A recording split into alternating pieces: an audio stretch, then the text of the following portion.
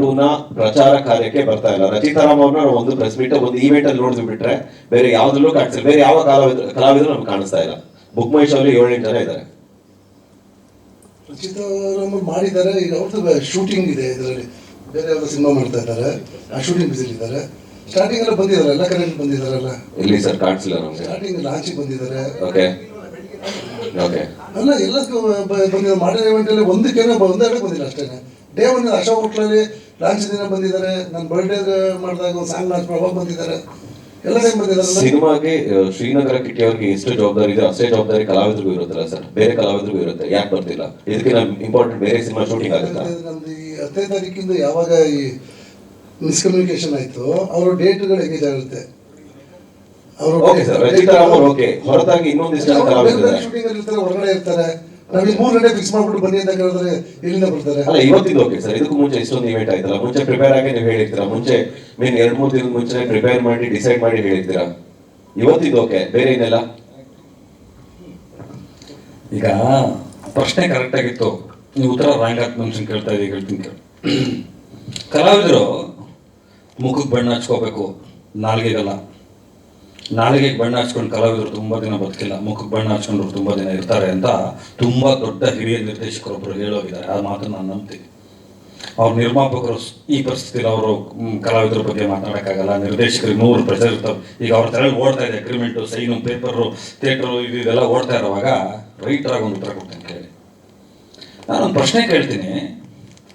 ಎಲ್ಲ ಕಲಾವಿದರಿಗೆ ಶೂಟಿಂಗ್ ಇರ್ತದೆ, ಬೇರೆ ಬೇರೆ ಕೆಲಸಗಳಿರ್ತದೆ, ಪ್ರವಾಸಗಳಿರುತ್ತೆ, ವೈಯಕ್ತಿಕ ಜೀವನ ಇರುತ್ತೆ. ಕೆಲವು ಸಲ ಪ್ರಮೋಷನ್ಗೆ ಬರೋಕ್ಕಾಗಲ್ಲ. ಎಲ್ಲ ಸಲ ನಾವು ಚೇಂಬರ್ಗೆ ಹೋಗಿ ಪ್ರೊಡ್ಯೂಸರ್ ಅಸೋಸಿಯೇಷನ್ಗೆ ಹೋಗಿ ಕಂಪ್ಲೇಂಟ್ ಕೊಡ್ತಾ ಕೂತ್ಕೊಳ್ಳೋಕ್ಕಾಗಲ್ಲ, ದೂರು ಕೊಟ್ಟು ಕರೆಸ್ತಾರೆ ಇರಲ್ಲ. ಆಮೇಲೆ ಎಲ್ಲರದ್ದು NOC ಇರುತ್ತೆ, ಎಲ್ಲರದ್ದು ಪೇಮೆಂಟ್ ಆಗಿರುತ್ತೆ. ಯಾಕೆ ಅವ್ರದ್ದೆಲ್ಲ ಸೋಷಿಯಲ್ ಮೀಡಿಯಾ ಇರಲ್ವಾ? ಅವರ ಬೆರಳುಗಳಲ್ಲಿಲ್ವಾ? ಅವರ ಮೊಬೈಲಲ್ಲಿ ಇಲ್ವಾ? ನಮ್ಮ ಸಿನಿಮಾದವ್ರನ್ನ ಸೇರಿಸಿ ಹೇಳ್ತಾ ಇರೋದು ಎಲ್ರಿಗೂ. ಅಲ್ಲಿ ಬರಿಬೋದಲ್ವಾ ಅವರು? ಅಲ್ಲಿ ಸಿನಿಮಾ ಬಗ್ಗೆ ಮಾತಾಡ್ಬೋದಲ್ವಾ? ಈಗ ಅವ್ರು ತೂಗಿದ ತೊಟ್ಲಲ್ವಾ? ಅವ್ರ ಹೆತ್ತು ಮಗು ಅಲ್ವಾ? ಯಾವ್ದಾದ್ರು ತಂದೆ ತಾಯಿ ತಾನು ಹೆತ್ತು ಮಗು ಹೆಂಗ್ ಬೆಳೀತಾ ಇದೆ, ಹೆಂಗ್ ಹುಡ್ತು, ಎಷ್ಟೊತ್ತಿಗೆ ಹುಡ್ತು ಅಂತ ನೋಡಕ್ ಬರ್ದಲ್ಲ ಇದಾರ? ಇದೇನು ಅಂತಂದ್ರೆ ಒಂದೊಂದು ಪರಮಾವಧಿ ಅಷ್ಟೇ. ಅವ್ರವ್ರ ಮಕ್ಳನ್ನ ಅವ್ರು ನೋಡಕ್ ಬರೋದಿಲ್ಲ. ಕೆಲಸ ಆಯ್ತು, ಪೇಮೆಂಟ್ ತಗೊಂಡಿದೀವಿ, ಡಬ್ಬಿಂಗ್ ಮಾಡಿದೀವಿ. ಮೊದಲೊಂದಷ್ಟು ಜನ ನಿರ್ಮಾಪಕರು ಮಾಡೋರು. ಹಿಂದಿಂದ ಒಂದು ಸ್ಕೂಲ್ ಇತ್ತು, ಪ್ರಚಾರಕ್ಕೂ ಹಾಕ್ಬಿಟ್ರು ಅಗ್ರಿಮೆಂಟ್. ಇಷ್ಟು ದಿನ ಬರ್ದೇವ್ರೆ, ಥಿಯೇಟ್ರಿಗೆ ಬರ್ದೇವ್ರೆ, ಪೇಮೆಂಟ್ ಕ್ಲಿಯರ್ ಆಗ್ತಿರ್ಲಿಲ್ಲ. ಕೆಲವು ನಿರ್ಮಾಪಕರು ಏನ್ ಮಾಡ್ತಾರೆ ಅಂತಂದ್ರೆ ಪೇಮೆಂಟ್ ಕೊಟ್ಬಿಟ್ಟಿರ್ತಾರೆ.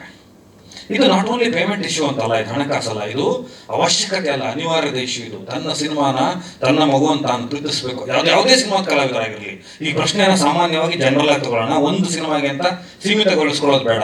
ಅವ್ರವ್ರ ಸೋಷಿಯಲ್ ಮೀಡಿಯಾ ಇದೆ, ಅವ್ರವ್ರ ಡಿಜಿಟಲ್ ಮೀಡಿಯಾ ಇದೆ, ಅವ್ರವ್ರದೇ ಆದಂತಹ ಮಾಧ್ಯಮಗಳಿದಾವೆ, ಅವ್ರವ್ರದೇ ಆದಂತಹ PR ಸೆಕ್ಷನ್ಗಳಿದೆ. ವಿಡಿಯೋಗಳು ಮಾಡಿಬಿಡ್ಬೋದು, ಬೇರೆ ತುಂಬಾ ವಿಚಾರಗಳಲ್ಲಿ ಪ್ರಚಾರ ಮಾಡ್ಬೋದು. ಅದಕ್ಕೆ ಉದಾಹರಣೆ ಯಾರು ಗೊತ್ತೇನ್ರಿ? ಕರುನಾಡ ಚಕ್ರವರ್ತಿ ಡಾಕ್ಟರ್ ಶಿವರಾಜ್ ಕುಮಾರ್. ಇವತ್ತು ನಾವೆಲ್ಲ ಒಂದು ಕ್ಲಾಪ್ ಹೊಡಿಬೇಕು. ಅವ್ರು ಯಾವ ಸ್ಥಿತಿಲಿದ್ದಾರೆ? ಎಲ್ಲಿದ್ದಾರೆ ಅವರು? ಅವ್ರು ಅಮೆರಿಕಾದಲ್ಲಿದ್ದಾರೆ, ಟ್ರೀಟ್ಮೆಂಟ್ ಅಲ್ಲಿದ್ದಾರೆ. ಅವ್ರು ಅಲ್ಲಿಂದ 45 ಸಿನಿಮಾಗೆ ಪಬ್ಲಿಸಿಟಿ ಮಾಡ್ತಾರೆ ಅವ್ರ ಸಿನಿಮಾಗೆ. ಅದಕ್ಕೆ ಅವ್ರನ್ನ ದೊಡ್ಡವರು ಅನ್ನೋದು. ಅವ್ರು ಯಾಕೆ ದೊಡ್ಡವರಾದ್ರು ಅಂತಂದ್ರೆ ಅಲ್ಲಿದ್ರು ಕೂಡ 100 ನೋವುಗಳಿದ್ರು ಕೂಡ ತನ್ನ ಸಿನಿಮಾ ಬರ್ತಾ ಇದೆ ಹೇಳುವಂತ ಬದ್ಧತೆ, ಕಮಿಟ್ಮೆಂಟು, ತನ್ನ ಪ್ರೀತಿನ ಇಟ್ಕೊಂಡಿದ್ದಕ್ಕೆ ಅವರನ್ನ ಜನ ಹಂಗೆ ಕರೀತಾರೆ. ಅವರು ಜನಮಾನಸದಲ್ಲಿ ಉಳಿದಿದ್ದಾರೆ. ಬಾಕಿ ಕಲಾವಿದರು ಯಾಕೆ ಆಗಿಲ್ಲ ಅಂತಂದ್ರೆ ಇದೇ ಕಾರಣಕ್ಕೆ.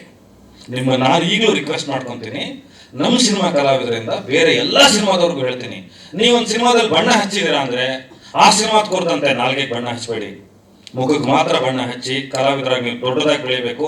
ಕಲಾವಿದರು ದೇವ್ರ ಸಮಾನ, ಯಾವ ಪಾತ್ರ ಬೇಕಾದ್ರೂ ಮಾಡ್ಬೋದು. ಕಲಾವಿದರು ತೆರೆ ಮೇಲೆ ಅವನು ದೇವರು. ಕಲಾವಿದರಿಗೆ ಅಷ್ಟು ದೊಡ್ಡ ಸ್ಥಾನ ಇದೆ. ಟೆಕ್ನಿಷಿಯನ್ಸ್ ಇರ್ಬೋದು, ಇನ್ನೊಬ್ರು ಇರ್ಬೋದು, ಏನೇ ವೈಮನಸ್ಸು ಇರ್ಬೋದು, ತಂಡದ ಜೊತೆ ಒಂದು ಸಿನಿಮಾ ಹೋರಾಟ ಮಾಡ್ತಾ ಇದೆ ಅಂದ್ರೆ ಒಂದು ಮಗು ಹುಟ್ಟಿಸಿದಷ್ಟೇ ಕಷ್ಟ. ಇವತ್ತು ಗರ್ಭಪಾತಗಳ ಸಂಖ್ಯೆ ಹೆಚ್ಚಿರುವಾಗ ಮಕ್ಕಳ ಜನನ ಸಂಖ್ಯೆಯನ್ನು ಎಣಿಸಲು ಯಮಧರ್ಮರಾಯ ಬರುವುದಿಲ್ಲ ಅಂತ ಒಂದು ಮಾತಿದೆ. ಚಿತ್ರಗುಪ್ತ ಮಾತ್ರ ಬರ್ತಾನೆ ಅಂತ. ನೀನು ಪ್ರತಿ ಸಿನಿಮಾಗೆ ಚಿತ್ರಗುಪ್ತ ಹಾಕ್ಬೇಕೆ ವಿನಃ ನಿಂದೇ ಸಿನಿಮಾಗೆ ನೀನು ಯಮಧರ್ಮರಾಯ ಹಾಕ್ಬಾರ್ದು. ದಿಸ್ ಕನ್ಸಿಡರ್ಸ್, ಈ ಸ್ಟೇಟ್ಮೆಂಟ್ ಎಲ್ಲಾ ಸಿನಿಮಾದ ಎಲ್ಲಾ ಕಲಾವಿದರಿಗೂ ಅಪ್ಲೈ ಆಗುತ್ತೆ.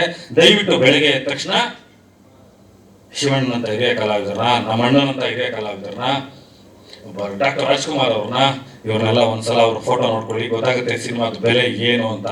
ನಾಳೆ ನೀವು ಗೆದ್ದಾಗ ಬರ್ತೀರಲ್ಲ ಸಿನಿಮಾ ಸಕ್ಸಸ್ ಪ್ರೆಸ್ ಮೀಟ್ಗೆ, ಆ ಸಕ್ಸಸ್ ಅಲ್ಲಿ ಇದ್ದಂತ ನೀನು ಆಗಿರ್ಲಿಲ್ಲ ಅನ್ನೋದು ನಿನಗೆ ಗೊತ್ತಾಗುತ್ತೆ. UI ಎರಡೂ ಗೊತ್ತಾಗುತ್ತೆ. ಅವತ್ತು ಯಾರೋ ತಗೊಂಡೋದ ತೇರಿಗೆ ನೀರು ಬಂದು ಎಳದೆ ರಥನ ಅಂತ. ದಯವಿಟ್ಟು ಶಿವಣ್ಣ ಅಂತ ದೊಡ್ಡ ದೊಡ್ಡ ಕಲಾವಿದರನ್ನ ಮಾರ್ಗದರ್ಶನವಾಗಿ ಇಟ್ಕೊಳ್ಳಿ. ನಿಮ್ ಸೋಷಿಯಲ್ ಮೀಡಿಯಾದಲ್ಲಿ ಅವ್ರು ಹೇಳೋದಕ್ಕೆ ಶುರುವಾಗಿ ನಿಮ್ಮ ಸಿನಿಮಾ ಬಗ್ಗೆ ನೀವೇ ಮೂಕರಾದ್ರೆ ನಿಮಗೆ ಬೆಲೆ ಇರಲ್ಲ. ನಾಳೆ ನಿಮಗೆ ಬಂದ್ಬಿಟ್ಟು ಆಡಿಯನ್ಸು ಆ ಸಂಜು ವೆಟ್ಸ್ ಗೀತದಲ್ಲಿ ಏನನ್ನ ಕ್ಯಾರೆಕ್ಟರ್ ಮಾಡ್ತಾರೆ ಶಿಲಘಟ್ಟ ಎಪಿಸೋಡಲ್ಲಿ, ಇನ್ನೊಂದರಲ್ಲಿ, ಮತ್ತೊಂದರಲ್ಲಿ ಅನ್ನೋವಾಗ ನಿಮ್ಮ ಮುಖ ನೋಡಬೇಕು ನಾನು ಅಂತ ಆಸೆ ಪಡ್ತೀನಿ. ಯಾವುದೇ ಸಿನಿಮಾ ಆಗಿರಲಿ. ಆ್ಯಕ್ಚುಲಿ ಇದು ಉತ್ತರ ಸಿಕ್ಕಿದೆ ಅನ್ಕೋತೀನಿ. Thank you.